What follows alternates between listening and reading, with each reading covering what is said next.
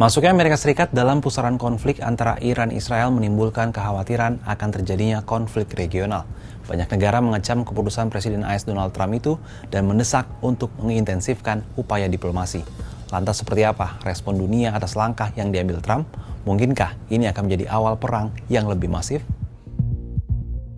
Minggu 22 Juni 2025, pesawat pengebom B-2 Spirit milik Amerika Serikat melakukan pengeboman terhadap 3 fasilitas nuklir milik Iran. Serangan AS itu mengejutkan karena Trump pada Kamis lalu mengatakan baru akan memutuskan apakah AS akan membantu Israel atau tidak dalam waktu 2 pekan. Namun baru 2 hari AS sudah bergabung dengan Israel untuk menyerang Iran. Iran pun menyatakan akan membalas jika AS membantu Israel.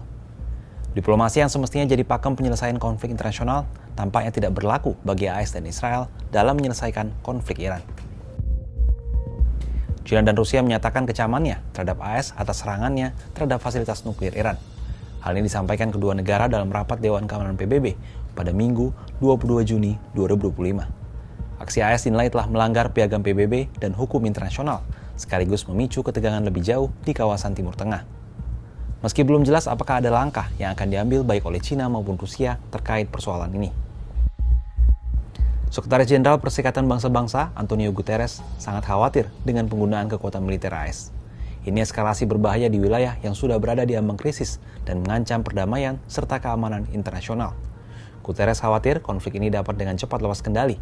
Konsekuensinya akan sangat buruk bagi warga sipil, kawasan, dan dunia. The people of the region cannot endure another cycle of destruction. And yet, we now risk descending into a rat hole of retaliation after retaliation. To avoid it, diplomacy must prevail. Civilians must be protected. Safe maritime navigation must be guaranteed. Tak hanya itu, kelompok pejuang Palestina, Hamas, dan kelompok bersenjata Yaman, Houthi, juga menyatakan kecamannya atas serangan AS ke Iran.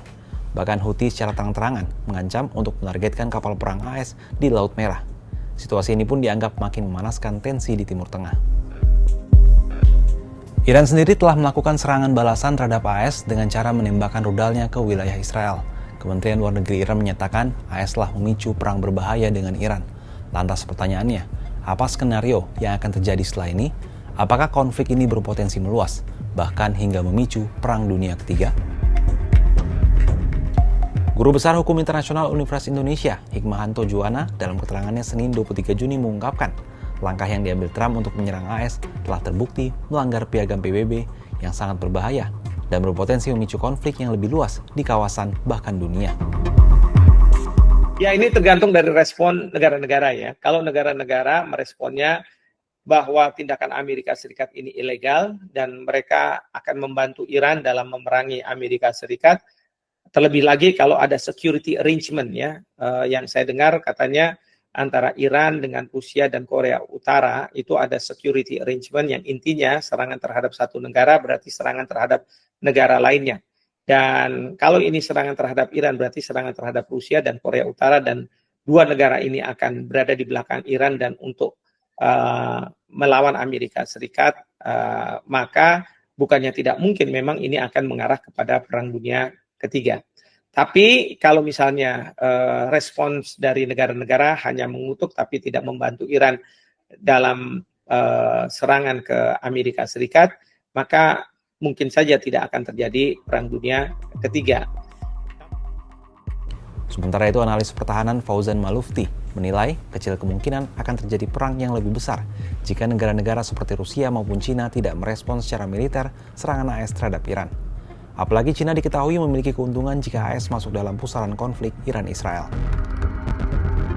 Untuk China misalnya, banyak analis yang melihat bahwa China itu justru diuntungkan kalau Timur Tengah makin eskalasi. Kenapa? Salah satunya karena Amerika fokusnya sumber dayanya akan semakin difokuskan ke Timur Tengah gitu.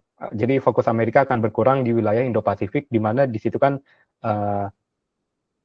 wilayah utamanya China dalam mereka memproyeksikan kekuatannya dan pengaruhnya. Jadi ada yang bilang, dan saya juga setuju bahwa China itu diuntungkan kalau Amerika makin fokus ke region lain seperti itu. Akankah insiden ini memicu eskalasi konflik yang lebih luas, bahkan hingga Perang Dunia Ketiga? Ataukah diplomasi mampu meredam ketegangan ini sebelum terlambat? Gimana menurut sahabat Kompas?